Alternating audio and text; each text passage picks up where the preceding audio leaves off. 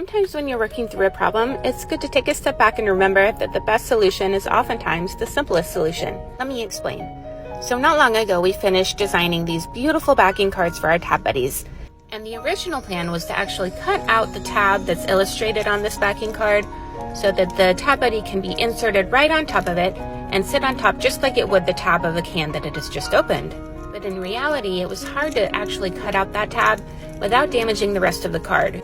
So we ended up just shipping them loose inside the cellophane with the backing card. But I'm sure that they shift around in there quite a bit during shipping, so we wanted to find a better solution.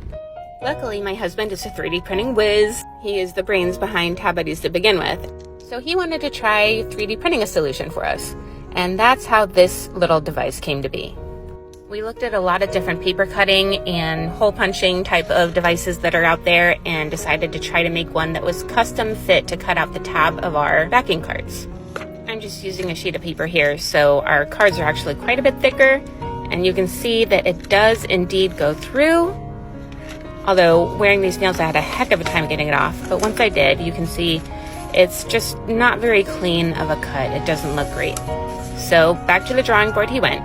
We had, I think, 7 different iterations, and I'm not sure if these are in the right order, but each one has a slightly different change to it. He tried a lot of different things to try to make the cuts come out clean, and most of them do indeed cut, but we just couldn't get the very edge of the filament to be thin enough and pointy enough to make a clean cut of the paper like we really needed to be. You can kind of see here the limits of the edge that we were able to make.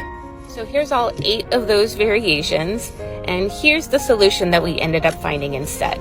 We found these wonderful glue dots that I had forgotten all about, and they go, one side sticks to our card, and then the other side sticks to the back of the Tab Buddy. It's not inserted inside of the Tab Buddy like we had originally planned, but really it produces the same visual effect. The Tab Buddy appears to be right on top of the tab of the can, like it should, and when inserted right inside of the cellophane here, it does not budge. It's not going anywhere until the buyer takes it out. And that is exactly why